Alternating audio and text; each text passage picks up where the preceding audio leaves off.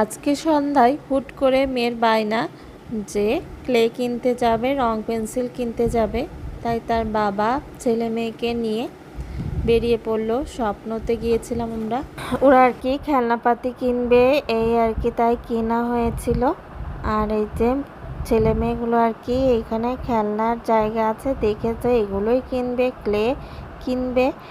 আর এই যে মেয়ে ছেলে তো বলছে ক্লে খুলে দাও, তাই আর কি ক্লে খুলে দিয়েছিলাম। তারপরে আমরা বাসায় চলে এসেছি। একটু রিকশায় ঘুরে তা ছেলের হয়নি, ছেলে আরও একবার রিকশায় ঘুরবে, তাই আমরা আবার রিকশা নিলাম, নিয়ে ছেলে মেয়েকে নিয়ে ঘুরে আসলাম। এই যে দেখতে পাচ্ছেন আমরা সবাই মিলে আর কি ঘুরতে বেরিয়ে হয়েছি। আর ছেলে মেয়েগুলো রিকশায় ঘুরতে বেশ ভালোবাসে। আর আমরা এই ঘুরতে বের হয়েছিলাম। বেশ গরম ছিল, কিন্তু আজ মনে হয় পূর্ণিমা ছিল, চাঁদটা এত সুন্দর দেখা যাচ্ছিল।